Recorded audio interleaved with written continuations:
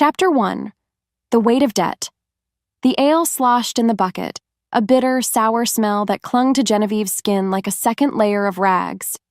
It was the scent of her life.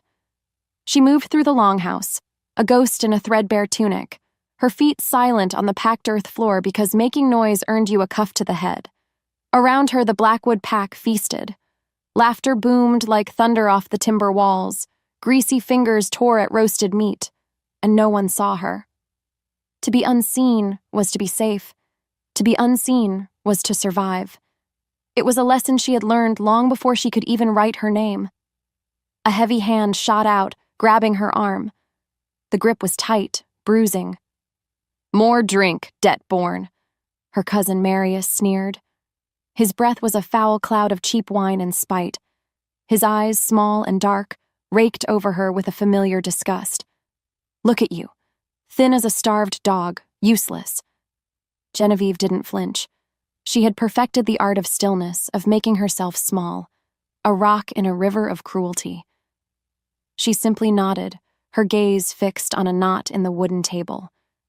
Because if she looked at him, he might see the flicker of something inside her and he would try to crush it. He always did. She pulled her arm free, the motion slow and deliberate, and moved to refill his mug. Her own stomach coiled with a hunger so old it felt like part of her bones. She couldn't remember the last time she'd eaten a full meal. Perhaps she never had. As she worked, a story from her childhood surfaced, a tale her father used to tell before the debt took him. It was a silly thing about a silver wolf who could run so fast it caught the moonlight in its fur. A useless memory, but it was hers. It was one of the few things they hadn't taken. Her father was gone now, lost to the same crushing weight that defined her existence. And her mother. Her mother was a different kind of lost. The heavy doors of the longhouse groaned open, letting in a swirl of frigid night air that smelled of pine and coming snow. A man stood silhouetted against the dark, his chest heaving. "He's here!" the scout gasped out. "The Alpha King! He's reached the valley!" A hush fell over the rowdy hall. The change was instant. Laughter died in throats, mugs were lowered, and eyes widened with a primal mix of terror and awe.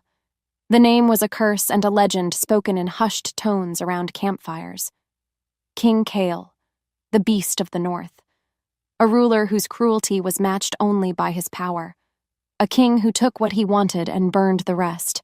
Why would a man like that come to a small, unremarkable pack like theirs?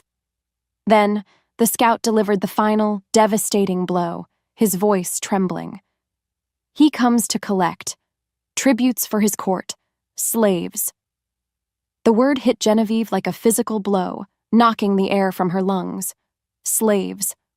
Around her, the pack began to whisper, a panicked, hissing sound. Mothers pulled their children closer. Warriors shifted, their hands unconsciously going to the hilts of their knives. But Genevieve couldn't move. A cold dread, colder than any winter night, seeped into her marrow. It was a feeling she knew well, the chilling premonition that the world was about to shrink again, that the tiny, dark space she occupied was about to get even smaller. A terrible certainty began to bloom in her chest because she knew who the pack would offer up first. They would give him the one who was already worthless. Chapter 2. A Mother's Price. Following the scouts' awful news, the great hall had emptied out, leaving behind the mess of a feast cut short. Genevieve found herself in the quiet of the scullery, her hands submerged in greasy water. But she wasn't washing. She was just standing there, the cold seeping into her fingers, her mind a blank, buzzing void. The shadows in the small room danced from the flickering tallow lamp on the wall, making monsters out of stacks of dirty plates. That's when the door creaked open. Her mother, Alara, slipped inside, her face a mask of strained composure. She didn't look like a mother. She looked like a merchant about to make a difficult trade. "Genevieve," Alara began, her voice brittle. She wouldn't meet her daughter's eyes, instead focusing on a crack in the stone wall. "Don't," Genevieve whispered, her voice cracking. She didn't need to hear the words. She could see the decision in the rigid set of her mother's shoulders, in the way she wrung her hands. It was a truth so horrible it felt like swallowing glass. "Please, Mother, don't." Alara's jaw tightened. "It's the only way. The Alpha demanded a tribute to settle our debt, your father's debt." The blame was a sharp, familiar jab. "It's you, or it's the ruin of us all. The family must survive." She took a hesitant step forward, her expression softening into something that almost looked like pity. It was a lie. Pity was a luxury her mother could not afford. "This is your purpose. You can finally be of use to us. Don't you see? You will be saving us." The justification was so twisted, so cruel, that for a moment, Genevieve felt a spark of pure, hot rage. Use. Purpose. She was not a daughter. She was a tool, a coin to be spent. "What about what I want?" she asked, the words barely audible. She wanted to scream it. She wanted to rage and fight and claw her way to freedom, but the fight had been beaten out of her years ago. What was left was just an ache, an emptiness. "What you want has never mattered," Alara said, and the cold finality in her tone snuffed out that last tiny spark of fury. "It is done." Then came the guards. They moved with a grim efficiency, their faces impassive. They didn't see a girl. They saw an order to be followed. One of them grabbed her arm, his fingers like iron bands. Genevieve didn't struggle. What was the point? Her own mother was standing right there, watching. This was not a kidnapping. It was a transaction. She was payment rendered. The manacles were heavy and cold. The sound of the lock clicking shut echoed in the silence of the scullery. It was the sound of her life ending. It was the sound of her worth being officially declared as nothing. A tear finally escaped, tracing a single hot track down her cold cheek. Alara saw it, and for a fleeting instant, something flickered in her eyes. Guilt, perhaps, or regret. But she crushed it down, turned away, and became a pillar of stone. The guards pulled Genevieve from the room, their grips merciless. They marched her through the village, a ghost being led to her grave. The pack members who saw her turned their heads. They looked at the ground, at the sky, anywhere but at her. Their shame was a heavy cloak, but it was nothing compared to the chains on her wrists. The long journey to the court of the Alpha King had begun, and she was walking toward a monster, sent there by the woman who gave her life. Chapter 3. The Cursed Throne. The Alpha King's fortress was not built. It was torn from the mountain itself. Jagged black towers clawed at the bruised purple sky, and the air tasted of cold iron and power. Compared to the simple wood longhouse of her pack, this place was a monument to fear. Genevieve was shoved through massive iron-banded doors into a throne room so vast it seemed to swallow sound. Banners depicting a snarling black wolf hung from stone arches high above, their crimson borders the color of dried blood. Armed sentinels clad in dark leather and steel stood like statues in every shadow, their eyes missing nothing. She and the other tributes, a handful of terrified souls from other indebted packs, were forced into a line before the dais. Atop it sat the throne, a monstrous thing carved from the heart of a petrified weirwood tree, its branches twisting into grasping claws and snarling wolf heads. And on the throne sat the king. King Kale was not a man. He was a storm contained in human form. Broad-shouldered and immense, he wore no crown, only a mantle of black wolf fur over dark, practical armor. A jagged scar sliced through one dark eyebrow, giving him a permanent scowl. But it was his eyes that held the true terror. They were the color of molten gold, blazing with a restless, savage light. They were the eyes of a predator that knew only hunger. A palpable aura of violence rolled off him in waves, so potent it made the air feel thick and hard to breathe. This was not just a ruler.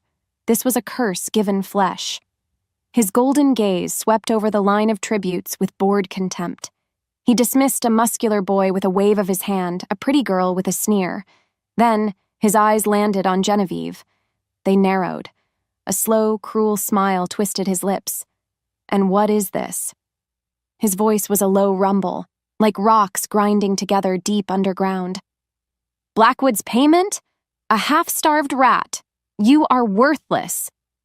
The words should have hurt. They were the same words she had heard her entire life. But coming from him, they felt different. As his gaze pinned her, a bizarre jolt shot through her. It was not fear. It was a strange, dizzying pull, a shocking warmth that bloomed in her chest and spread through her limbs, a feeling of recognition, as if some deep, sleeping part of her soul had just been shaken awake. It made no sense. How could she recognize this monster? His cruel smile faltered. For a split second, the bored contempt in his eyes vanished, replaced by a flash of wild, raw shock. His nostrils flared.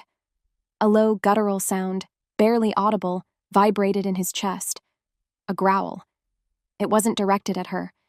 It was a sound of instinct, of possession, of a beast startled by the scent of its own soul. He caught himself instantly. The mask of cold authority slammed back into place, but the shift had happened. He had felt it, too. He pushed himself straighter on his throne, his knuckles white where he gripped the carved armrests. "Trickery!" he snarled, though the accusation lacked conviction. He looked at her again, a new, dangerous curiosity warring with his disgust. He was the most powerful being she had ever seen, a man who commanded armies and inspired legends of terror. Yet for one impossible moment, she saw something else in those golden eyes. He looked lost. "Take her to the servants' pits," he commanded, his voice tight with a fury she didn't understand. He tore his gaze away from her as if it burned him. But Genevieve knew. As the guards dragged her away, she knew he was not just dismissing a worthless slave. He was running from something he had seen in her, something that terrified him. And she was terrified too, because for the first time in her life, she felt a connection to someone. And it was to him. The monster on the throne. Chapter 4. A Scent of Blood and Fate. The great hall of the mountain fortress was a symphony of chaos. Hundreds of wolves in human form feasted, their voices a roaring tide of boasts and laughter. The air, thick with the smells of roasted boar, spilled wine, and smoky torches, was a heavy blanket that threatened to suffocate Genevieve. She moved along the edges of the room, a small gray mouse in a den of lions, her tray of wine jugs feeling heavier with every step. Her new life was this, an endless, nerve-wracking performance where one wrong move could get her killed. She was the king's shadow, a living ward against his curse, and the entire court watched her with a mixture of suspicion and hungry curiosity. What a strange thing, to be invisible your whole life and then suddenly become the focus of every eye in the room. It happened near the high table. A brutish lord, his face flushed with drink, stumbled backward directly into her path. Genevieve lurched to the side, her arms pinwheeling to keep the heavy clay jugs from crashing to the floor. Her hip slammed against the edge of the table. To steady herself, her hand shot out, landing directly on the blade of an ornate fruit knife left carelessly among the platters. A sharp, stinging pain flared in her palm. A gasp escaped her lips. Bright red blood welled instantly, a shocking crimson against her pale, grimy skin. She had failed. She had made a scene. The scent of it, her blood, cut through the thick air like a lightning strike. At the head of the table, King Kale went rigid. He had been a picture of bored indifference, a predator resting. Now every muscle in his body was coiled tight as a steel spring. His head snapped up, his golden eyes, which had been hooded and distant, now blazed with a terrifying, inhuman light. They locked onto her, onto the blood dripping from her fingers. A growl tore from his throat. It was not a human sound. It was the sound of a beast unchained, a deep, earth-shaking rumble of pure agony and rage that silenced the entire hall. Panic erupted. Lords and ladies scrambled back from the throne, their chairs scraping loudly against the stone floor. Kale was on his feet, his body convulsing. His bones made sickening cracking sounds, his shoulders broadening, his form twisting. Black fur sprouted along his arms. The curse was taking him. Right here, in front of everyone. But the transformation stalled. He was trapped between man and beast, a horrible, shaking creature of pure torment. His glowing, agonized eyes never left Genevieve. In the midst of her terror, she felt that impossible pull again, stronger this time, a desperate, silent scream from his soul to hers. The curse was raging because of her blood, and the bond between them was the only thing holding the full change at bay. Without thinking, she took a step toward him, then another. The guards drew their swords, their faces pale with fear. "Stay back, girl!" one of them yelled. But she couldn't. It was like walking in a dream. As she drew closer, the violent tremors racking Cale's body began to lessen. He was still a monster, his teeth elongated into fangs, his hands tipped with claws. But the pure feral madness in his eyes receded, replaced by a horrified awareness. He stared at her, his chest heaving. The hall held its breath. He lunged, not to attack, but to capture. His half-clawed hand seized her wrist, pulling her cut palm against his chest. His breathing was a ragged storm, but where her hand touched him, his skin stopped shifting. The calm was immediate. The connection was undeniable. The hall was dead silent, bearing witness to a truth no one could explain. He looked down at her, no longer a king looking at a slave, but a man looking at the one thing that could both break him and save him. "You," he rasped, his voice a shredded ruin. "You will not leave my side. Ever." Chapter 5. A Gilded Cage. Genevieve's world had shrunk to the size of a king's shadow. She stood beside his throne during the endless hours of court, a silent, breathing statue. She followed 3 paces behind him through the cold, echoing corridors of his fortress. She was not a prisoner in a cell, but her cage was far more effective because it was invisible, woven from the strange, undeniable connection that tethered her to him. Every fiber of her being screamed for escape. This castle, for all its grandeur, was just a bigger, colder version of the servitude she'd always known. She had to get away. One night, when the moon was a sliver of bone in the black sky, she tried. She slipped out of the small antechamber adjoining his royal suite, her heart a frantic drum against her ribs. She moved through the sleeping castle, a phantom navigating the deep shadows. She knew the patrol routes, the blind spots. Freedom was a taste on her tongue. She made it to a small, seldom-used postern gate that led to the mountainside. Her fingers had just brushed the cold iron of the locking bar when a wave of intense nausea and dizziness crashed over her. The world tilted violently, a deep, hollow ache bloomed in her chest, a feeling of being torn in two. The bond. Stretched too thin, it was snapping back, punishing her for daring to leave. She collapsed against the stone wall, gasping for breath, the dream of escape dissolving into a painful reality. She couldn't leave. The next day, the whispers of the court grew louder. They followed her everywhere. The king's pet, some kind of witch. He looks at her like... She learned to ignore them, to build her walls higher. But one person's stare was harder to ignore than the others.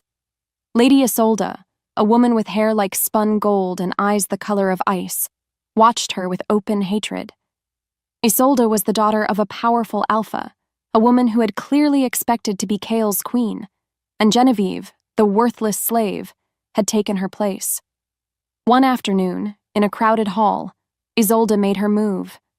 As Genevieve passed, the noblewoman stuck out a slender, silk-clad foot. It was a petty, deliberate act of humiliation. Genevieve stumbled, her balance lost, and pitched forward toward the hard stone floor. A collective gasp went through the onlookers, but she never hit the ground. A blur of black and silver moved with impossible speed. An arm like a band of steel wrapped around her waist, yanking her back from the brink. She was pulled flush against a chest as hard as a shield wall. Kyle. He had crossed the entire room in a heartbeat. He held her close, his body a rigid wall of fury. A low, possessive growl vibrated through his chest, a sound that made the very stones seem to tremble. The entire court fell silent, their eyes wide. Lady Isolde's face went white with shock and fear. Kyle's burning golden eyes were fixed on her, a silent promise of death. He had not just saved his leash. He had publicly, irrevocably, claimed her. Chapter 6. The King's Beast. The training yard was a circle of violence under a gray, unforgiving sky. The ring of steel on steel was the only music. Genevieve stood near the weapon racks as commanded, a silent observer to the king's deadly dance. Kyle moved not like a man, but like a force of nature. He fought 3 of his best warriors at once, his massive broadsword a blur of silver, his movements a brutal, efficient storm of parries and strikes. He was magnificent and terrifying. To her, he was a constant, simmering weight at her side, a silent, brooding presence. But here, in his element, she saw the raw power that made entire territories tremble before him. A visiting alpha, Lord Vorlag of the Stonefang Pack, watched from the sidelines. He was a mountain of a man with a cruel mouth and small, intelligent eyes that missed nothing. He was here to pledge fealty, but his posture was one of defiance, not submission. He was testing Kyle, looking for weakness, and his eyes kept drifting to Genevieve. During a break in the sparring, Vorlag stepped forward, a smug sneer on his face. "A fearsome display, Your Majesty," he boomed, his voice dripping with false respect.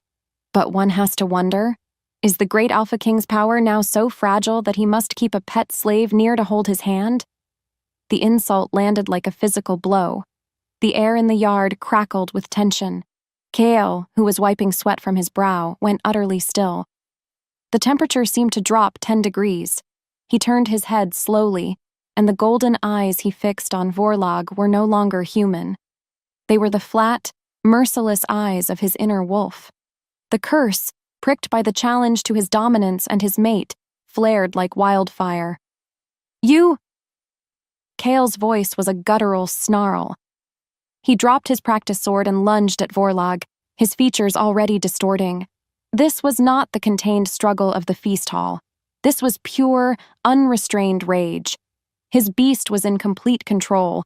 The guards stood frozen, too terrified to move. Kyle was going to rip the visiting alpha apart in front of his own men and start a war. Panic seized Genevieve, cold and sharp. But beneath it, a powerful, primal instinct roared to life. Mine. Protect. Soothe. She didn't know where the feelings came from, but they propelled her forward. She ran into the center of the yard, right into the path of the raging king. "No!" She reached him, just as he was about to bring his clawed hands down on Vorlag. She grabbed his arm.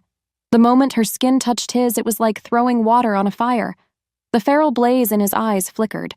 He froze mid-strike, his entire body shuddering with the monumental effort of containing the beast she had just subdued.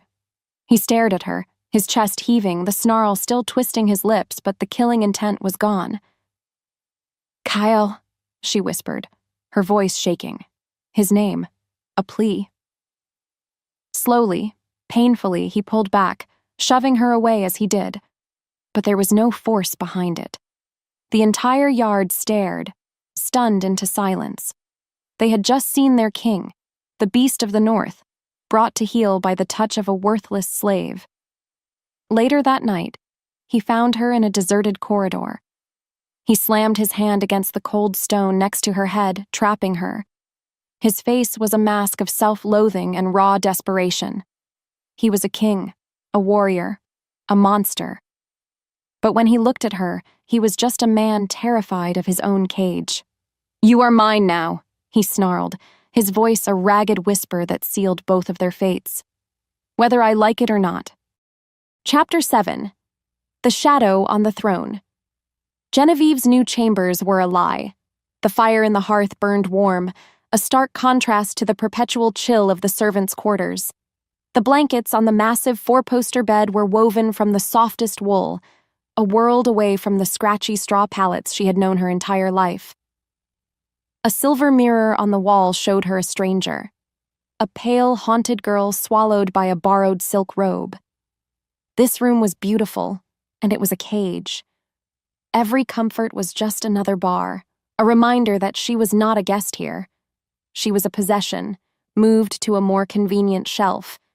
She was closer to the king, easier to watch, easier to control.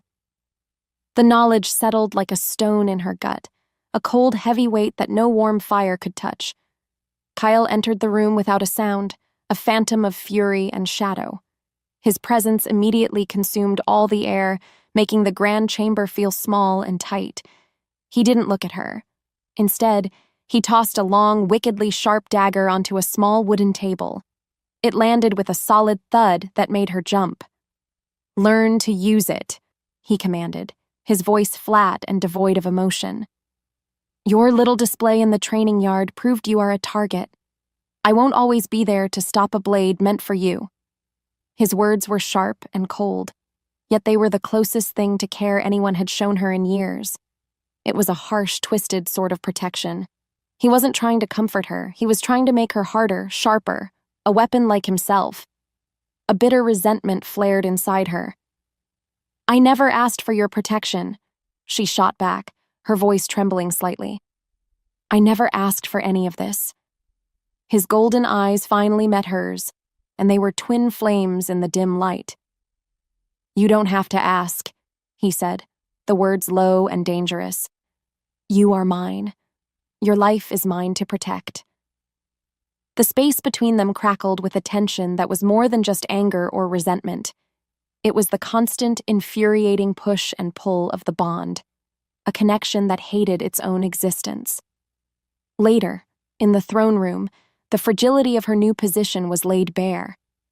A messenger from the southern lands had arrived, a representative of a rival alpha named Fane. The man was slick and polished, his words full of false courtesy as he spoke of border treaties, but his dark, clever eyes kept sliding to Genevieve, who stood in her required place near the throne. The official message concluded, and Kale's advisor read the alpha's final written words aloud.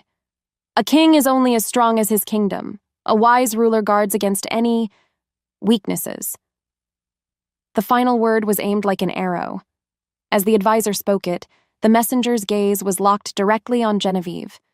The threat was unmistakable. She was the weakness. A cold shiver traced its way down her spine. In that moment, she was not just Kale's slave. She was a liability, a vulnerability, in a deadly political game she didn't understand. Kale's jaw hardened to granite, his hand clenching on the arm of his throne until his knuckles were white. He understood the message perfectly. After the court was dismissed, and they were alone in the vast, silent hall, Kale stood staring into the massive central hearth, watching the flames devour the logs. The firelight danced across his scarred face, making him look ancient and weary. "He knows," Kale finally said, his voice a quiet rumble of contained rage. He didn't have to say who. "Fane knows you are my weakness." He spoke the words not as an accusation, but as a statement of fact, a grim, terrifying truth that now bound them together tighter than any chain. Chapter 8. Whispers in Parchment. Trapped in the suffocating luxury of her rooms, Genevieve felt a restlessness that was like an itch under her skin. She needed to move, to do something other than wait for the king's moods to shift or for the next veiled threat to arrive. She paced the length of the chamber, her bare feet silent on the thick carpets. Her fingers traced the patterns in the heavy tapestries that covered the stone walls. One of them, a faded depiction of a great wolf howling at a silver moon, felt loose. Curiosity, a feeling she hadn't allowed herself in years, took hold. She pushed at the stone behind the heavy fabric. A section of the wall gave way with a soft, grinding sound, revealing a small, dark compartment hidden within. Inside, resting on a bed of black velvet, was a small, leather-bound journal. Her hands trembled as she took it out. It felt like a sacred object, something not meant for her eyes. But the pull was too strong. She opened the book. The pages were filled with a delicate, elegant script that was smudged in places, as if by tears. It was a diary. The diary of Kale's mother, Queen Seraphina. Genevieve sat on the floor, the book in her lap, and began to read. A story of pain and fear unfolded in the Queen's beautiful, desperate handwriting. She wrote of her husband, the previous king, and the curse that had haunted their lives. It was not some random sickness, not a flaw in their bloodline. It was an attack, a carefully planned act of war. As Genevieve read, her heart began to pound a frantic, heavy rhythm against her ribs. Queen Seraphina wrote of a blood ritual, a dark magic performed by a rival pack who sought to shatter Kale's royal line from within, to make them too unstable to rule. They had needed help, an inside betrayal from a pack sworn to the throne. The Queen had discovered the truth just before her own death, and then Genevieve saw it. The name. The Queen had written the name of the pack that had helped perform the ritual, the traitors who had cursed her son and her bloodline for generations in exchange for a promise of power. The name was a punch to the gut, a blow that stole all the air from her lungs. The Blackwoods, her pack. The people who had called her worthless, who had sold her like cattle. They were the architects of Kale's agony. The debt her family owed, the debt that had defined her entire existence, was a lie. The real debt was one of blood and betrayal, owed by her people to the king they had so grievously wronged. Everything she thought she knew crumbled into dust. The cruel, monstrous king was not a monster by choice. He was a victim of the same people who had discarded her. A sound at the door made her look up.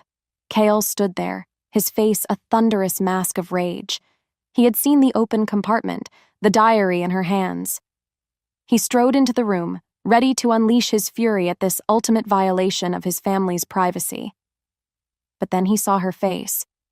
He saw the shimmering tracks of tears on her cheeks, the shattered, horrified understanding in her eyes. The anger in his expression died, replaced by a vast, hollow emptiness. "You know," he said, his voice rough with an emotion she couldn't name. She could only manage a choked sob and a single nod. The distance between them vanished. He crossed the room and knelt in front of her. The fearsome king knelt. He reached out, his calloused thumb coming up to brush away a tear from her cheek. The touch was not harsh or demanding. It was gentle, electric. In that one moment, they were not a king and his slave. They were just two souls, broken by the very same betrayal. He leaned closer, the inferno in his golden eyes softening to a warm, longing glow. His gaze dropped to her lips. She saw the same desperate need in his eyes that was clawing its way through her own chest. He was going to kiss her. She was going to let him. The world fell away, and there was only the space, the breath, between their mouths. Chapter 9. Blood on the Marble. A frantic, desperate pounding on the chamber door shattered the moment into 1,000 pieces. Kyle flinched back as if burned, the spell between them broken. The king was back, his face instantly hardening into a cold, impenetrable mask. "What is it?" he roared, his voice laced with fury at the interruption. A guard burst into the room, his chest heaving, his face pale. "Your Majesty! A breach in the West Wing! Intruders!" Kale was on his feet in an instant, the warrior replacing the vulnerable man. He grabbed his sword from its scabbard by the door. "Stay here. Bar the door. Do not open it for anyone but me," he commanded Genevieve, his voice leaving no room for argument. And then he was gone, a whirlwind of royal fury vanishing down the corridor. Genevieve's heart hammered against her ribs. The air was still thick with what had almost happened, with the ghost of his touch on her skin. She felt shaky, exposed, and deeply, terribly alone. The silence he left behind was heavy, unnatural. She moved to obey his command, her hand reaching for the heavy iron bar for the door. That's when she heard it. A soft, scraping sound from the hallway. Not the heavy, rhythmic tread of a guard's boots. This was a stealthy, creeping noise. The sound of a predator. Every instinct screamed danger. She backed away from the door, her eyes wide in the firelight. She remembered the dagger, the one he had given her. Her fingers wrapped around the cool leather of the hilt, her hand trembling. It felt small and useless, a child's toy against the suffocating menace that was seeping into the room. The heavy wooden door swung inward without a sound. Two figures, draped in black from head to toe, slipped into the chamber like smoke. Their movements were fluid and silent. Assassins. Genevieve's breath hitched in her throat. Their faces were covered, but their eyes were visible through slits in the cloth, cold, empty, and fixed on her with a chilling lack of emotion. They were here to complete a task. She was the task. She didn't have time to scream. One of them was on her in a flash, his body wiry and strong. A rough hand clamped over her mouth, stifling her cry. The other assassin advanced slowly, a long, thin blade in his hand, its tip gleaming with a dark, oily substance. Poison. She struggled, kicking and thrashing with all her might, but it was like fighting a stone wall. The man holding her was an iron vice. The blade drew closer. This was it. This was how she would die. In a gilded cage for reasons she didn't even understand. Just as the tip of the poisoned blade was about to touch her throat, a roar of pure, untamed rage echoed from the hallway. A sound so powerful it shook the very foundations of the castle. The chamber door didn't open. It exploded inward, blasted into splinters. Kale stood in the ruined doorway. But it wasn't just Kale. It was the beast. His golden eyes were blazing. His teeth were elongated into deadly fangs, and his hands were tipped with sharp black claws. This was not the controlled warrior from the training yard. This was a feral god of death, and his wrath was aimed squarely at the men who dared to touch what was his. The slaughter was swift and brutal. He moved faster than a human eye could follow. He tore the assassin off Genevieve and hurled him across the room with a sickening crunch of breaking bone. The other man lunged, and Kale met him head-on, his claws ripping through leather and flesh. A spray of hot blood painted the walls, the floor, her. It was over in less than 5 heartbeats. Kyle stood over the mangled remains of the assassins, his chest heaving, the monstrous form slowly receding until he was just a man again, albeit a terrifying one. He turned to her, his glowing eyes wild with fear for her safety. He rushed to her side, his hands frantically checking her for injuries.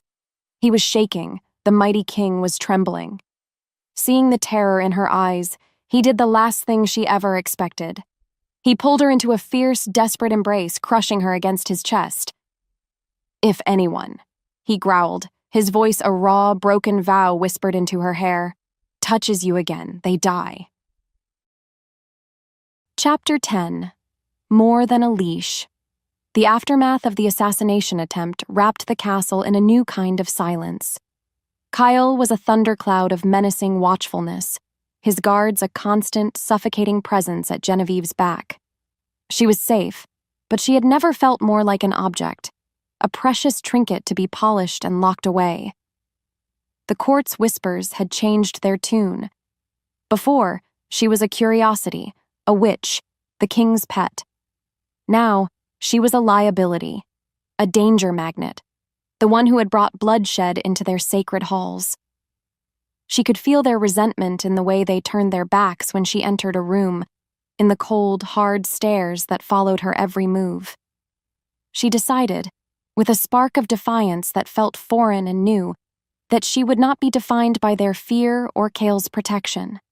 She had to be more than a leash for his beast. She had to have worth of her own.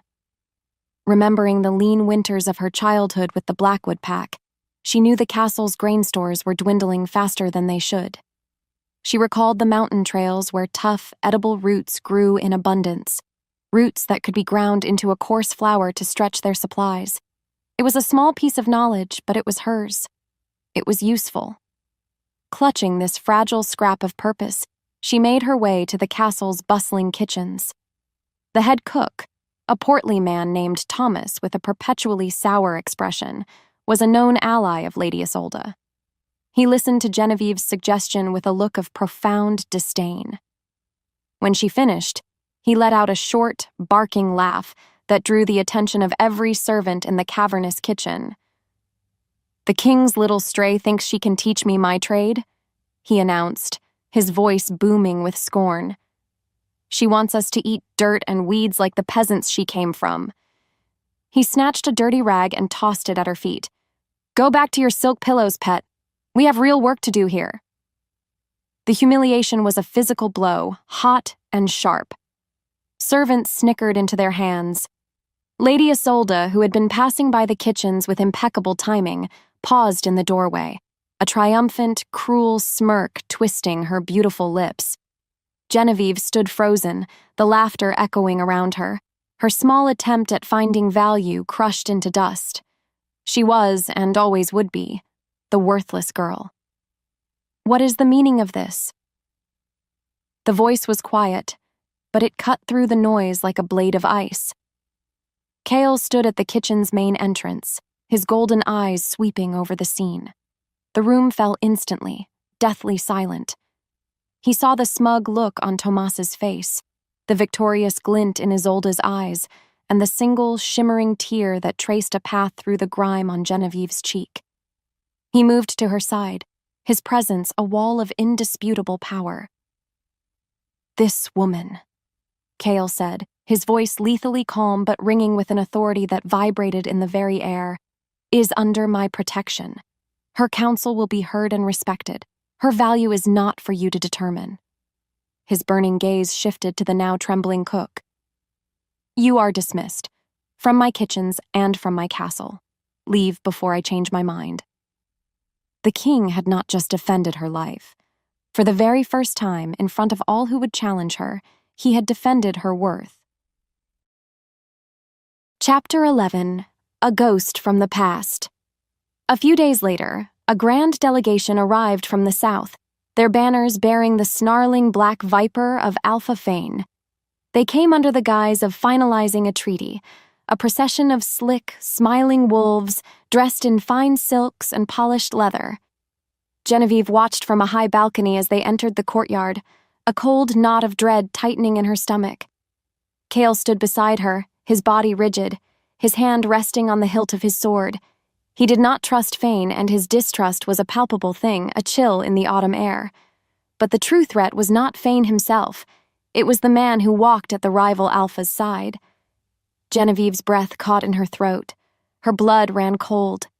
It was Liam, a ghost from her past, a boy from her Blackwood pack, the one she was supposed to have been promised to before her world had fallen apart, before her family's debt had made her an outcast. He had been the first to turn on her, his rejection the first stone cast in the avalanche of her humiliation. Now, he was here, looking stronger, harder, and his eyes, when they found her on the balcony, held a greedy, possessive fire that made her skin crawl. Why was he here? What did he want? The answer came in the throne room. The air was thick with tension, a silent war being waged between the two alphas. Fane wore a confident, predatory smile. Cale was a thundercloud of restrained violence on his throne.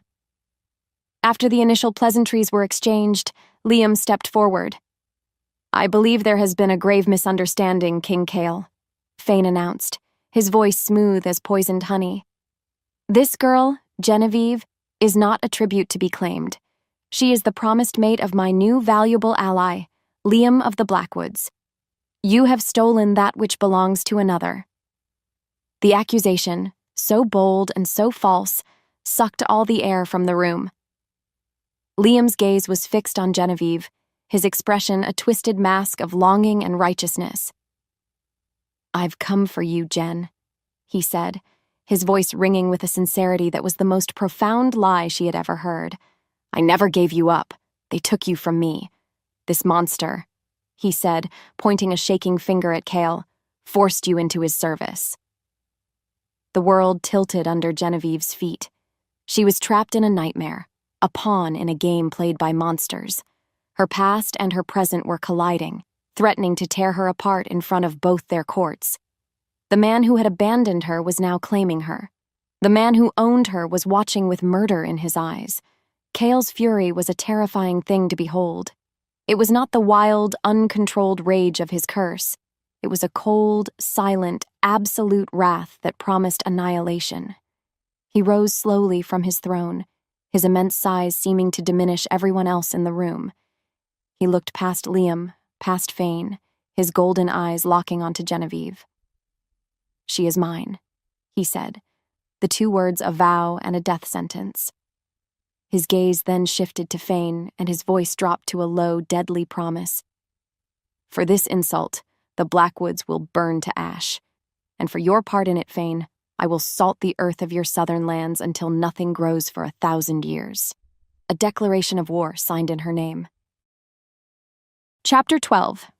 The Silver Wolf. The throne room erupted into chaos. Kael's declaration of war was a gauntlet thrown down, an act from which there was no retreat. Guards surged forward, surrounding Alpha Fane and his delegation. Shouts and threats echoed off the high stone ceiling. Genevieve stood frozen in the eye of the hurricane, the world spinning around her. Liam's lie, Kael's possessive claim, the impending bloodshed. It was all because of her. She was not a person. She was a reason to fight, a prize to be won, a territory to be conquered. The crushing weight of her own powerlessness suffocated her, dragging her down into a familiar, dark abyss of worthlessness. As the guards began to force Fane's delegation out of the hall, Liam broke free for a moment. He lunged toward her, his face contorted with a desperate, obsessive need. He grabbed her arm, his fingers digging into her skin like claws. "You belong to me," he hissed, his eyes wild. "You were always mine." His touch, combined with his words, was the final spark on a lifetime of dried tinder. Something inside Genevieve, a core of ancient, dormant power she never knew she possessed, finally snapped.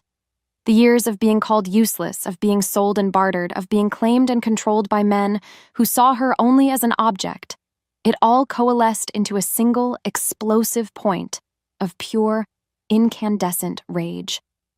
She would not be a prize. She would not be a slave. She would not be his. A shockwave of raw energy erupted from her, blasting outward in a silent, unstoppable wave. A brilliant, blindingly white light engulfed her. Liam was thrown backward, landing in a heap 10 feet away. Everyone in the throne room was knocked off their feet. The light was searing, painful, a fire that felt like it was tearing her apart from the inside out and remaking her into something new. Her bones shifted, cracked, and reformed with agonizing speed. Her scream was not human. It was the howl of a wolf. When the light faded, the girl was gone. In her place stood a creature of breathtaking myth and legend. A wolf. But she was not like any wolf they had ever seen. Her fur was not gray or black, but a luminous, shimmering silver, as if she were spun from moonlight itself. She was immense, larger and more powerful than any other wolf in the room, her shoulders rippling with strength, and her eyes, once the color of a timid forest floor, now blazed with a fierce, intelligent amethyst light. The hall was utterly silent, the previous chaos forgotten. Everyone, from the lowest guard to the mighty King Kael himself, stared in stunned, reverent awe. This was no common shifter. This was a royal silver wolf, a line thought to have vanished from the world centuries ago, a bloodline of queens and prime alphas.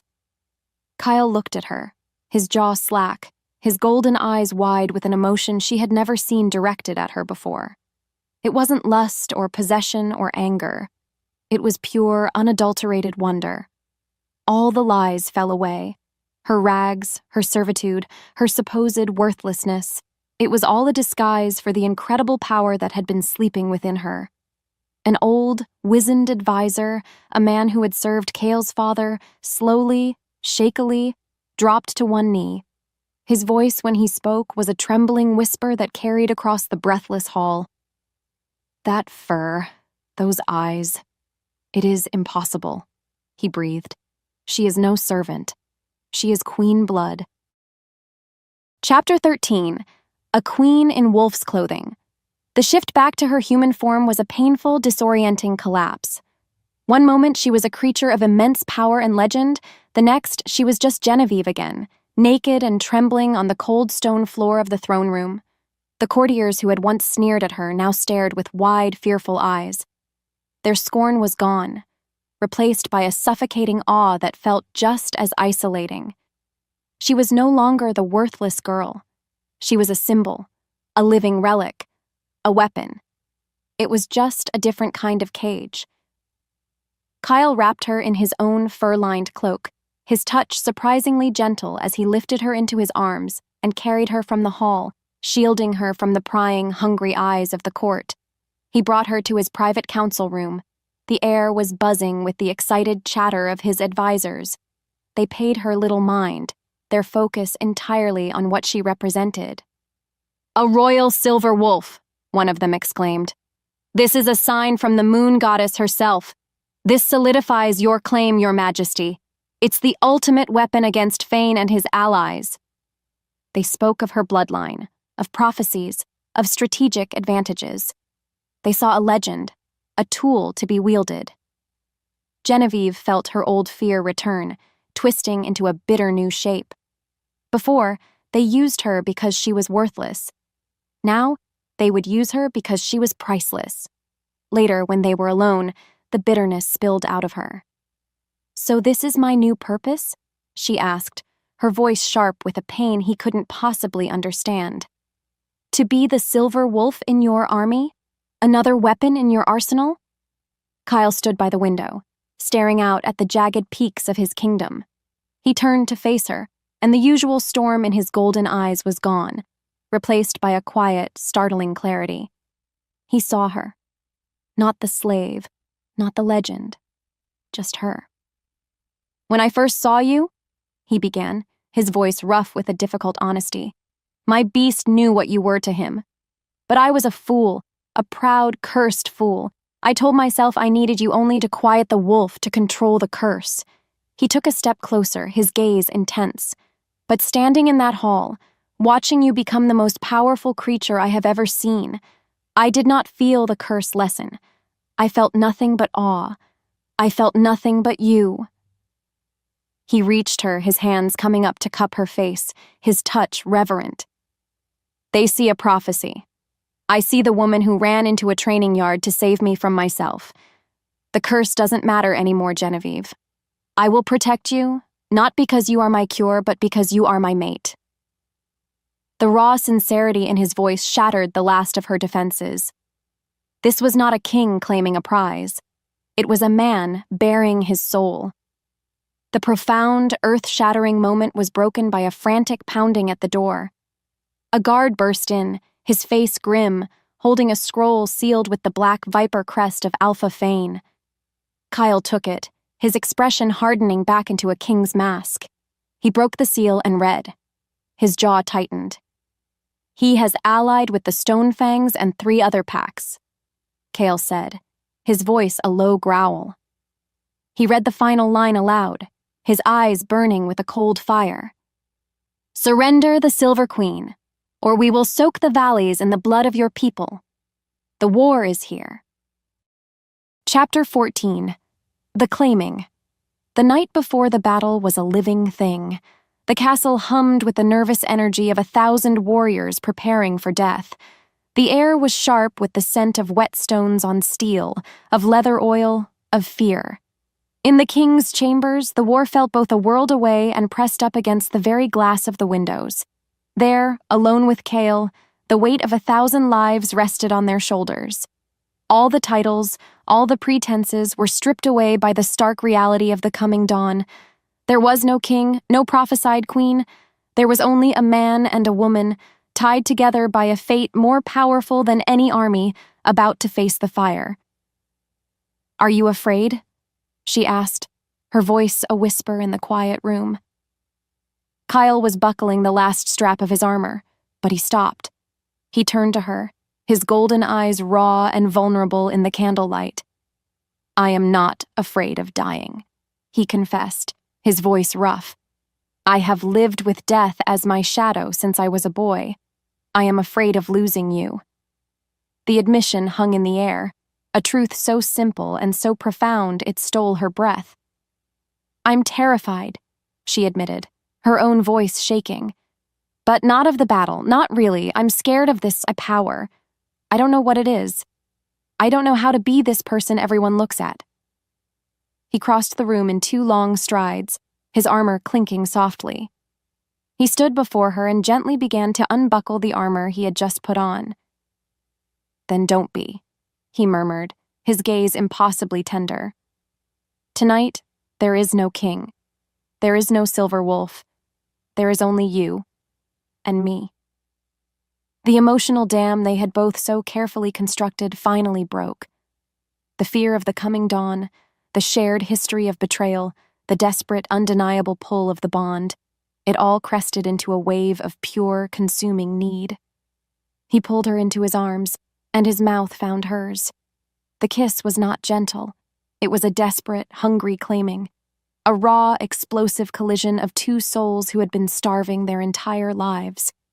It was the heat of the forge, the crash of a tidal wave, the silent, earth-shattering roar of a bond finally, irrevocably, sealing itself. His hands tangled in her hair, her fingers dug into the hard muscles of his back. Every touch was a promise, every kiss a prayer against the coming darkness. "Mine," he growled against her lips, but the word was different now. It was not the snarl of a possessive king. It was the broken, reverent whisper of a man who had found his salvation. "Yours," she breathed back, and the surrender was its own form of power, a willing choice that was entirely her own. They came together in a tangle of limbs and whispered vows, their bodies finally speaking the language their souls had known from the very beginning. In the quiet aftermath, lying wrapped in his arms, a profound peace settled over her. The curse in him, the constant simmering rage she had always felt under his skin, was gone. Not just quieted. It was dormant. Asleep. For the first time, she felt the pure, untainted warmth of the man, of her mate. For the first time, there was hope. She woke to the soft gray light of dawn. Kyle was still asleep, his face peaceful in a way she had never seen. An elderly servant, a woman named Lyra who had always shown her small kindnesses, entered with a tray. "A special blend, my lady," the old woman said with a warm smile. "An herbal tea to give you strength for the day ahead." Genevieve drank it, the warm, sweet liquid a welcome comfort. A moment later, a pain so sharp and blinding it felt like being stabbed with ice ripped through her. Her vision swam, the room dissolving into a blur of gray. The last thing she saw before the darkness consumed her was Lyra's face, the kind smile gone, replaced by an expression of cold, absolute triumph. Chapter 15. The Serpent's Bargain. Genevieve came to consciousness with a groan, her head pounding and her limbs feeling like lead. A wave of nausea rolled through her. Poison. The world was a rocking, swaying darkness, and the air smelled of damp earth, horses, and rain. She was in the back of a covered wagon, her hands bound tightly in front of her. A single lantern cast long, dancing shadows, and in its flickering glow, a face emerged from the gloom. Liam. He sat across from her, his expression a chilling mixture of triumph and obsession. "Hello, Jen," he said, his voice calm, as if they were merely old friends catching up. "I told you I'd come for you." You poisoned me," she rasped, her throat raw. "A mild sedative," he corrected her with a dismissive wave. "Just enough to keep your silver wolf quiet for a while. We couldn't have you bringing the whole castle down on us, could we?" The pieces started to click into place, each one a shard of ice in her gut. Lyra's betrayal, Fane's arrival, Liam's sudden reappearance. It was all connected. "Why?" she demanded. "Why are you doing this?" Liam leaned forward, his eyes gleaming with a fanatic's light. "Because you were always part of the plan. My plan." He began to speak, and the story he told was a serpent of betrayal coiling back through generations. It wasn't just the Blackwood elders who had betrayed Cale's family. It was Liam's own bloodline. His grandfather had been a master of the old, dark magics, the one who had actually designed and cast the curse that had plagued the royal family. The Blackwoods were just pawns. "I didn't reject you because of some pathetic debt," he sneered. "I rejected you to keep you safe, to keep you hidden. Because my grandfather saw you in a vision, the silver wolf, the key." He explained that the prophecy had two paths. The silver wolf's power, when willingly given to her true mate, could shatter the curse forever. But if she was claimed by force, her power could be twisted, used to amplify the curse until it consumed its host completely, turning the king into a mindless, raging beast that his own people would have to destroy. "Fane wants Kale's throne," Liam said with a shrug. "I just want you. With Kale gone, and your power bound to me, we will be unstoppable. We will create a new kingdom. Our kingdom." He was insane. The depth of his treachery was staggering. He wasn't a scorned lover. He was the heir to the very evil that had defined Kale's entire life. As Liam spoke, Genevieve felt a searing flash of agony through the bond. Not her own, but Kale's. For a split second, she saw through his eyes. He was in her chambers, her empty chambers. He saw the overturned tray, the shattered teacup. His senses, 1,000 times sharper than a human's, caught the faint, bitter scent of the poison. A roar of pure, soul-shattering agony and rage erupted from him, a sound of a heart being ripped from a living chest. The vision faded, leaving her gasping in the rocking darkness of the wagon. Her hope dwindled. She was a prisoner of the serpent himself, the very source of her mate's torment. The wagon came to a halt. The flap was thrown open, revealing the sprawling firelit war camp of Alpha Fane. She was delivered. And miles away, a king fell to his knees. In the ruins of his chamber, Kale pressed his forehead to the cold stone floor, a king utterly broken, not by an army, but by a single devastating loss. He closed his eyes and made a vow, a prayer of annihilation whispered to the uncaring gods. "I will burn their kingdoms to the ground," he swore, his voice a ragged ruin. "I will turn their lands to glass. I will get her back." Chapter 16, Ashes of a King. Genevieve existed in a cage of canvas and despair. As a prisoner in Alpha Fane's sprawling war camp, she spent her days listening to the sounds of an army preparing for slaughter. The rhythmic thump of hammers on anvils, the shouts of commanders, the nervous laughter of soldiers. It was all a prelude to Kale's end. The poison had left her weak, a dull ache in her bones, but her senses were slowly returning. She could feel the distant, thunderous approach of Kale's army, a storm of righteous fury rolling through the valleys. And she could feel, through the frayed, stretched tether of their bond, his singular, white-hot rage. He was coming for her, and he was blind to everything else. Liam visited her tent, his presence an oily slick of triumph in the small space. He gloated, describing the trap he and Fane had prepared. A narrow canyon, a perfect bottleneck, with archers hidden like vipers among the rocks above. "Your king's love has made him a fool," Liam sneered, his eyes alight with sick pleasure. "He's not a general right now. He's a beast, charging straight into his own grave because he cannot bear to be without his toy." The worst part was that she knew he was right. The bond, thin as it was, pulsed with Kale's reckless, frantic energy. He wasn't thinking. He was only feeling. The first sounds of battle reached her as a distant roar, a clash of thousands of voices and weapons. She couldn't see it, but she could feel it. She felt Kale's power surge, a massive, explosive wave of pure force. She felt his beast rise, a desperate, feral thing clawing for control. Then came the pain.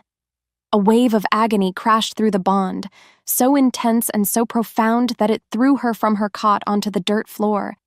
It was his pain, his torment, his curse flaring into a final, spectacular inferno.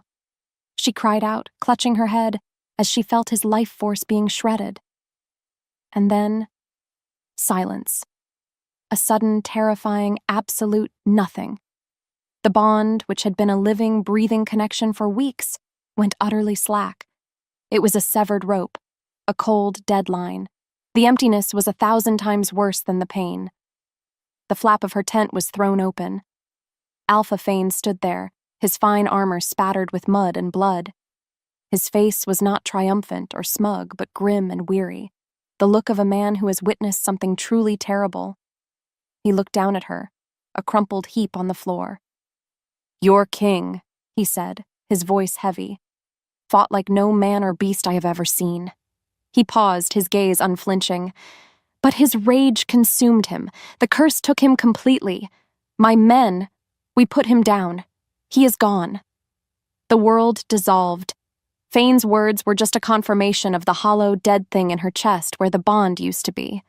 Kale was gone. He had charged in to save her, and he had been destroyed. He had abandoned her, the last and most painful in a long line of people who had left her behind. Her father, her mother, her pack, and now him. The universe was confirming its cruelest lesson. Love, for her, was just a prelude to loss. She was a magnet for heartbreak. She curled into a ball, the world shrinking to nothing but the cold dirt beneath her cheek. The fight, the hope, the silver wolf, it all bled out of her, leaving an empty vessel behind. Maybe, she whispered to the crushing silence, I was never meant to be loved. Chapter 17. The Choice. The days that followed were a gray, featureless blur. Genevieve moved through the motions of life in Fane's camp like a ghost, her spirit hollowed out by grief. The death of the bond had been the death of a part of her own soul. The brilliant, fierce power of her silver wolf felt like a distant memory, a weak and whimpering thing curled up in the ashes of her heart. Liam tried to speak to her, bringing her food she wouldn't eat and making promises of a future she didn't want. He spoke of power and kingdoms, but his words were the meaningless buzzing of flies. She was an empty shell, and he was trying to build a castle on the ruins. One evening, an ancient woman was brought to her tent. She was Fane's seer, a creature with eyes like chips of obsidian that seemed to see straight through Genevieve's skin and into the shattered mess of her soul. Her task was to assess the silver wolf and find a way for Liam to control her power. The old woman's touch was like dry leaves on her skin as she examined her, her face a mask of strange, sorrowful pity. As she worked, she began to whisper, her voice so low that the guards outside could not hear. The thread is not broken, child, the seer murmured, her breath smelling of dried herbs and dust. It is only sleeping. The king is not in the halls of the dead. The beast holds him on the brink, a breath away from oblivion. A tiny, impossible flicker of something stirred in Genevieve's chest. Hope. It was a painful, terrifying feeling. What do you mean? She rasped, her voice rough from days of disuse. The prophecy Liam follows is a lie, a twisted half-truth, the old woman explained patiently. He believes he can steal your power by force, but that would only corrupt it. The true prophecy is one of choice. The seer's dark eyes held hers. The curse was born of betrayal. It can only be undone by absolute trust, by a full claiming. The silver wolf must choose her mate, willingly and completely, pouring her love and acceptance into the bond without reservation. An act of love so pure it can rewrite fate. She paused, letting the weight of her words sink in. Liam thinks your king is dead, but his soul is listening. A choice, made now, might be enough to call him home. The choice was a crucible. To save Kale, she had to fully embrace the one thing that had brought her nothing but pain. She had to believe in love, even after it had abandoned her again and again. She had to stand on the edge of the abyss of her deepest wound and choose to leap, trusting that love was real and that she was, finally, worthy of it. It was the most terrifying decision of her life. All her instincts screamed that it was a fool's hope, another path to heartbreak. But as she looked into the seer's ancient eyes, she saw the truth. She had spent her entire life as a victim, a pawn in the games of others, a leaf on the stream of fate. No more. She would not let grief be her final cage. She would not let Liam write her ending. She would choose. The gray haze in her eyes cleared, replaced by a flicker of silver, a hard, defiant flame. The wolf within her stirred, lifting its head. She looked at the seer, her voice no longer the rasp of a victim, but the low, steady tone of a queen. Tell me what I have to do. Chapter 18. To reignite a star. Following the seer's cryptic instructions, find a place where the sky can see you, Genevieve knew she needed to get out of the suffocating confines of the tent. She needed a moment alone, a moment of pure focus to reach across the void for Kyle. She waited until the changing of the guard, a moment of calculated chaos. With a sudden shove, she sent a rickety table crashing into a stack of armor, creating a clatter that echoed through the camp.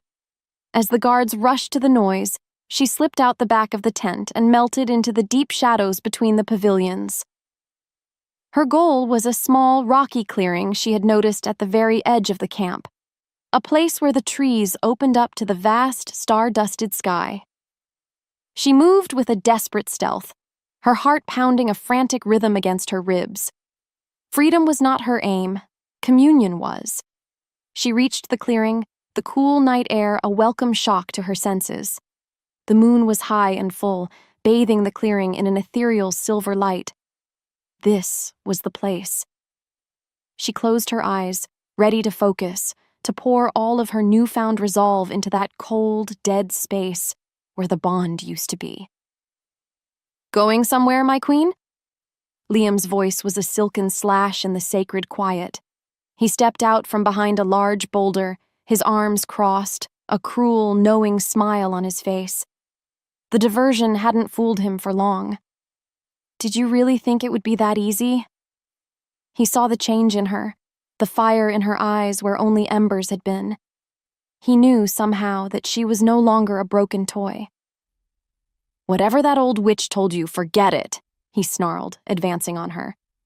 "Your power belongs to me now." He attacked. She met him with a ferocity that surprised them both. The silver wolf's strength, weak but not extinguished, surged through her. She ducked under his lunge, her fist connecting with his jaw with a satisfying crack. She was faster than he anticipated.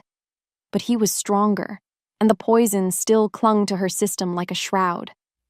He caught her arm, his own magic flaring around his hand, a dark, violet energy that felt parasitic and foul. It latched onto her, and she felt her own power, her precious silver light, being siphoned away. She cried out, struggling against his grip. He slammed her back against the rough bark of a massive oak tree, pinning her there. The life began to drain from her. Her silver light flickered violently, then dimmed to a faint, pathetic glow. The wolf spirit inside her whimpered, its strength failing. Her vision narrowed, the edges turning black. He had her. He had won. The hope she had dared to grasp was being crushed in his fist. Despair, total and absolute, washed over her. She had failed him. She was going to die. As the blackness threatened to consume her entirely, a single word echoed in the deepest part of her soul. It was not a sound, but a feeling. A frayed, ragged whisper that traveled across the vast, silent chasm of the broken bond, a spark jumping a dead wire because of the choice she had made. Mine. It was Kale's voice, a ghost's breath. A flicker from a dying star hundreds of light years away. It was almost nothing. But it was there. And in the face of absolute darkness, almost nothing was enough. Chapter 19. An echo and a roar. That single impossible word, mine, was a drop of water on a dying ember. It was not enough to start a fire, but it was enough to make the darkness hiss and steam. Liam, his hand still clamped on Genevieve, felt the faint flicker of the bond reigniting. A flash of panic, then rage crossed his face. "No!" he screamed, his voice cracking with disbelief. "He is dead! He is nothing!" He poured more of his foul, violet magic into her, trying to snuff out the tiny spark before it could grow. The parasitic energy clawed at her, trying to drag her back down into the abyss. But the spark was stubborn. It was a lifeline, a single thread of gold in a world of black, and she clung to it with all of her remaining will. The bond, once a cold and silent void, now hummed with a faint, almost imperceptible warmth. It was a promise. He wasn't gone. She stopped fighting Liam's magic. It was a battle she couldn't win with brute force. Instead, she turned all of her focus inward, finding that fragile, shimmering thread and feeding it. She poured what was left of her energy, her hope, her soul, back across the connection. She pushed past the pain and the despair, sending a single desperate call into the void. Kyle!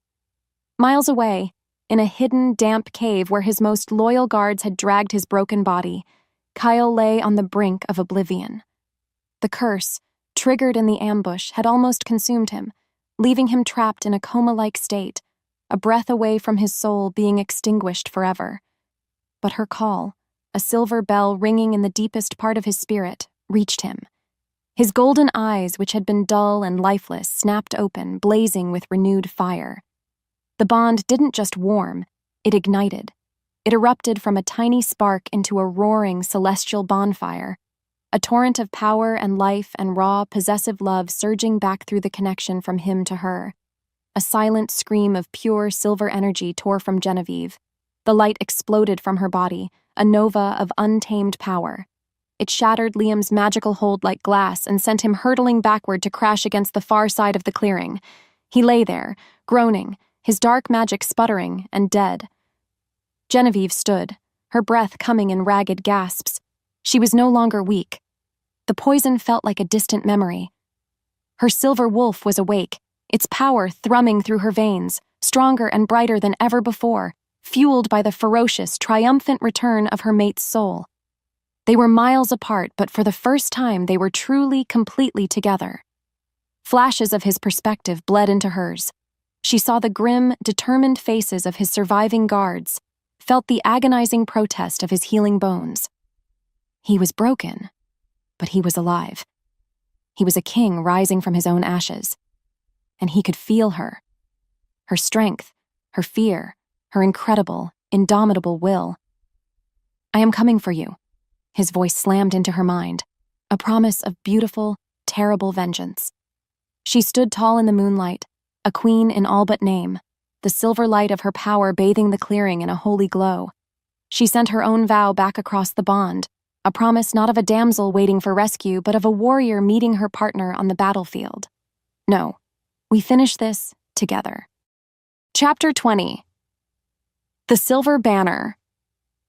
Blazing with a power she was only just beginning to understand, Genevieve advanced on the stunned and broken Liam. He scrambled backward, his eyes wide with terror. The hunter had become the prey.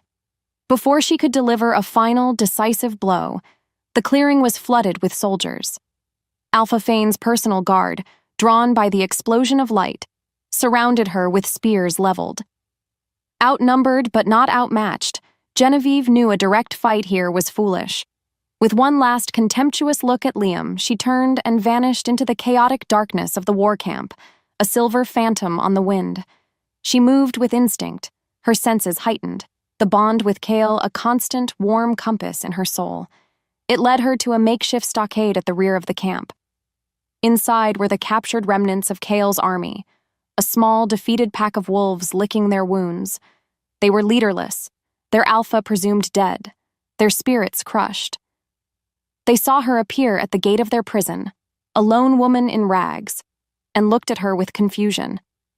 She stood before them, the silver light of her power subtly shimmering around her, her amethyst eyes glowing with an inner fire. "Warriors of the North!" she called out, her voice clear and strong, ringing with an authority she didn't know she possessed. "They told you your king is dead. They lied." A murmur of disbelief went through the prisoners. "We felt the curse take him." One of them, a grizzled captain with a scarred face, called out. "You felt him fall," she corrected, her gaze sweeping over them, meeting every eye. "But he did not break. I am his mate. Our bond is the blood in my veins, and I tell you, he is alive. He is fighting his way back to us even now. Fane and his traitorous dog Liam won this battle with poison and dark magic, not with honor." A guard, alerted by her speech, charged her from behind. Without looking, Genevieve spun, her movements a fluid, impossible dance. She caught his spear, twisted it from his grasp, and used the butt of the weapon to knock him unconscious in a single, precise motion. The prisoners stared in stunned silence. This was not the frightened girl they had seen cowering by the king's throne. This was something else entirely. This was power. The grizzled captain, whose name was Marcus, stared at her, his eyes wide. He saw the truth in her blazing eyes. He saw the echo of his king's indomitable will in her stance. He saw their hope. Slowly, painfully, he dropped to one knee in the dirt of the stockade. "My queen," he rasped, his voice thick with a sudden, overwhelming wave of emotion. One by one, the other warriors followed his lead, kneeling before their new, unexpected leader. They had lost their king, but in his place the goddess had sent them a silver banner. As if summoned by their display of faith, the old seer appeared at the edge of the stockade, a small group of Fane's own soldiers with her. Their faces were grim, their eyes filled with a disgust for the dishonorable tactics of their leaders. "Liam's magic is a blight on the land," the seer said, her voice steady. "Alpha Fane has allied himself with a serpent. We will not follow him into the darkness." The tide was turning. The broken army had found its heart again. The final battle was no longer a matter of revenge. It was a matter of when. Chapter 21. The Eve of Wolves. Dawn broke, spilling shades of bruised purple and blood orange across the sky. It was the dawn of the final day. Genevieve stood on a small rise overlooking Fane's war camp. She was dressed in mismatched pieces of scavenged leather armor, a sword strapped to her waist. It fit her poorly, but she wore it like a coronation gown. Beside her stood Marcus, the grizzled captain, and the small, fiercely loyal army she had just inherited. Through the living warmth of the bond, she could feel Cale. He was on his feet. His body was a roadmap of agony, but his will was a pillar of unbreakable iron. He was miles to the west, gathering the scattered survivors of his vanguard. He was coming. They planned their attack in a silent, rapid-fire exchange of thoughts and images through the bond, a strategy conceived by two minds acting as one. It was a desperate, dangerous gamble. At dusk, Kyle and his handful of warriors would launch a direct, furious assault on Fane's command tent from the west. It was a suicide mission, designed to draw the attention of Fane's main force. At the same time, Genevieve would lead her army, the freed prisoners and the defectors, in a strike from the east. Her target was not Fane, but Liam, and the dark ritual site he would surely be preparing. Kyle was the hammer. She would be the spear. A quiet moment of calm settled between them before the storm, a silent conversation across the miles. "Are you ready?" Kyle's thought was a gravelly rumble, filled with concern and pride. She looked out at the enemy camp, at the place where she had been a helpless prisoner only a day before. A calm, cold resolve settled in her heart. "I was born in chains," she sent back, her thought as sharp and clear as a silver bell. "I will not die in them."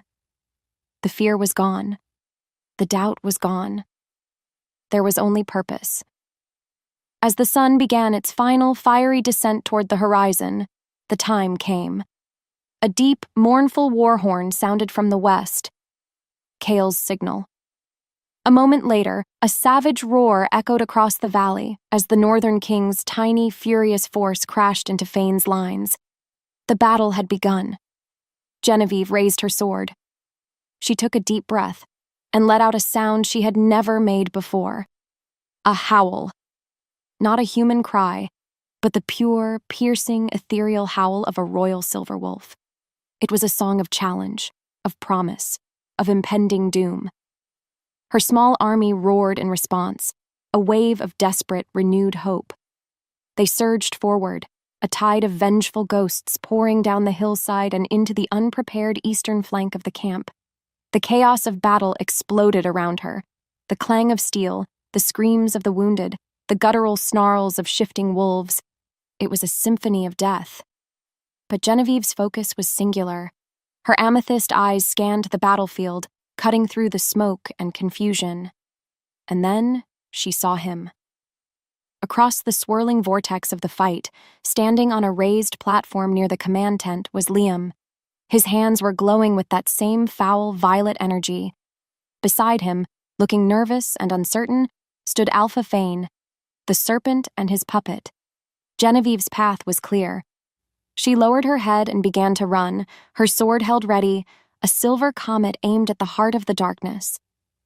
The final showdown was here. Chapter 22. A Curse of Blood, a Queen of Silver. The battlefield was a vortex of chaos, but for Genevieve, it had a single, calm center. Liam. She moved toward him, a silver comet cutting a path through the swirling melee of the fight. Across the field, a mirror image of her own purpose, Kale moved like an avatar of vengeance. He was a blood-soaked nightmare, his great sword scything through Fane's warriors as he carved a direct path to the rival Alpha. They were two poles of a magnet, two halves of a single will destined to crash together at the heart of the enemy. Fane, seeing the unstoppable resurrected king bearing down on him, felt his courage shatter. He turned to flee, but there was no escape. Kale was on him in a flash, his charge a roar of pure, righteous fury. Their duel was not a graceful dance of blades. It was a brutal, punishing execution. Kale, fighting with the strength of a man who had his soul returned to him, broke Fane's defense and ended the traitor's ambition with a single final blow. At the same time, Genevieve reached the platform. Liam stood waiting, his face a mask of rage and disbelief. "He was dead!" Liam shrieked, his voice thin and reedy. He threw bolts of his foul violet magic at her. They were meant to drain her, to consume her light, but they fizzled and died against the pure silver aura that now radiated from her skin. The bond, whole and vibrant, made her his perfect antithesis. She was the cure to his poison. She was his unmaking. Seeing his magic fail, Liam grew desperate. He threw his head back and screamed, his arms outstretched not to her, but to the sky. He was not trying to attack her anymore. He was making his final, desperate gamble. He was calling on the full, unbridled power of the curse, trying to force it to detonate within Cal from across the battlefield. He made himself a conduit, a living channel for generations of dark, hateful magic. Kale, standing over Fane's body, suddenly cried out. He dropped to his knees, his body convulsing. The curse, which had been dormant, roared back to life with a vengeance, a black fire consuming him from within. This was it, the final test. Liam laughed, a wild, triumphant sound. Genevieve did not hesitate. She closed her eyes and reached for the bond, for the very heart of the man she loved. She gathered all of her power, all of her newfound worth, all of the fierce, unshakable love in her soul, and she pushed it through the connection. It was not an attack. It was a healing. A pure, cleansing wave of silver light that slammed into Kale. The light didn't fight the curse. It dissolved it, unmaking the ancient betrayal with an even more ancient truth. The dark energy, purged from Kale's soul, had nowhere to go. It recoiled, a violent backlash that surged back along the only connection it had left, the one to its master. Liam screamed as the violet and black fire of his own family's making turned on him, consuming him from the inside out. In a flash of terrible, dark light, he was gone, leaving nothing behind but a whisper of ash on the wind. The curse was broken, but the backlash had struck Kale too. His body, already broken and now ravaged by the curse's final throes, gave out. He collapsed to the ground, his life force fading into a flicker. The sounds of battle died away. The field fell silent. Victory. But Genevieve only saw her mate, lying still and pale in the mud. She ran to him, her own energy nearly spent, and fell to her knees at his side. She grabbed his hand. It was cold. "No," she whispered, her voice breaking. "Don't you dare leave me now." Chapter 23. To kneel a king. A single, shuddering breath. Then another. Kale's eyes fluttered open. The golden fire was still there, but the storm was gone. The restless, savage rage of the curse, the shadow that had haunted him his entire life, had vanished. For the first time, his eyes were completely clear, and they were filled with a look of such profound, overwhelming love for her that it made her own heart ache. The battle was over. Fane's remaining soldiers, seeing their leaders dead and gone, were throwing down their weapons and surrendering. It was finished. Kale's warriors, led by the grizzled Captain Marcus, cautiously approached. They stopped a few feet away, their faces a mixture of awe and reverence. They looked at their king, miraculously alive and whole, the dark cloud of the curse lifted from him like a bad dream, and they looked at Genevieve, the Silver Queen who had walked through the fire to save him. One by one they dropped to their knees, their heads bowed not just to their king but to her as well. The weight of their adoration, their expectation, settled on her shoulders. She had helped them win a war. But what was she now? What was her place in this new world she had helped create? With a groan, Kale pushed himself to his feet. He was caked in mud and blood, his body a canvas of exhaustion, but he stood taller than she had ever seen him. His men watched, expecting a roar of victory, a speech to rally their spirits. He ignored them. He ignored everyone. He had eyes only for her. He walked toward her, his steps slow and deliberate. And then he did the impossible. In front of his victorious army, in front of his vanquished enemies, the mighty, uncursed Alpha King of the North dropped to one knee in the blood-soaked mud before her. He took her hand, his grip gentle, his head bowed. He was not a king claiming his spoils. He was a man, stripped bare of all his power and pride, offering up his soul. "Genevieve," he said, his voice raw and thick with emotion. It was the voice of a man who had been freed. "My entire life has been a battle fought inside a cage. You didn't just break a curse. You broke the chains on my soul. You set me free." He looked up at her then, and his clear, golden eyes were pleading, vulnerable. "I am not asking you to be my queen. I am not commanding you to stay. I am begging you, Genevieve, stay with me. Be my mate. Be my heart. Let me spend the rest of my days trying to be a man worthy of the love you have shown me." The world fell away. The armies, the victory, the future of the kingdom. None of it mattered. There was only this man, this king, kneeling at her feet, offering her a choice. Not a choice forced by fate or circumstance or a magical bond, but a true choice, born of love and humility. The power was not in her silver light or her royal blood. The true power was here, in this moment. It was hers to wield. Chapter 24. Born in chains, crowned in gold. Genevieve looked down at the king kneeling in the mud, the most powerful man she had ever known making himself small for her. She saw every moment of her life leading to this point, the sneer of her cousin, the cold betrayal in her mother's eyes, the crushing weight of the word worthless, the chill of iron chains on her wrists. And she saw the path that had led her away from that life, a flash of golden eyes in a throne room, a shared understanding of betrayal, a desperate protective embrace, a whispered word across a dying bond. She had spent a lifetime believing she was not meant to be loved. Now, she was looking at a love so powerful it had defied death and rewritten fate, and she knew, with a certainty that settled deep in her bones, that she was worthy of it. A soft smile touched her lips. She reached out, placing her hands on his broad shoulders. "Get up, Kale," she said, her voice quiet but firm. He rose slowly, his eyes searching hers, filled with a fragile, desperate hope. Her smile widened, reaching her eyes, lighting them from within.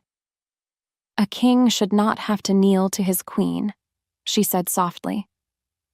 She moved her hands to cup his face, her touch a coronation all its own. His skin was rough with the grime of battle, but he was the most beautiful thing she had ever seen. "And my king," she whispered, "does not beg." She pulled his head down and kissed him. It was not the desperate, frantic kiss of the night before. It was a kiss of peace, of promise, of a new beginning. It was the sealing of a vow in front of the gods and their people. A cheer erupted from the assembled warriors, a wild, joyous sound that rolled across the valley. Later, in the great hall of the fortress, the captured banners of their enemies were being ceremoniously taken down and burned. Cale stood before his throne, Genevieve at his side, their hands clasped together. In his free hand, he held the ancient crown of the Northern Kings, a heavy, formidable ring of black iron and raw, unpolished gold. His people watched, expecting him to finally place it upon his own head, to reclaim his uncursed birthright. But he didn't. He turned to her. "You walked into the darkness to save me," he said, his voice ringing with love and pride for all to hear. "You are the North's salvation. You are its heart." He paused, his golden eyes shining. "You are my queen." He lifted the heavy crown and gently, reverently, placed it upon her head. It did not feel heavy. It felt like coming home. Genevieve, Queen of the North, looked out at the sea of faces. Her people, her army, her mate. The worthless, debt-born girl was a ghost, a forgotten story. A new life, a new purpose, had been forged in fire and blood and an impossible, unshakable love. She was born in chains. She would rule in gold.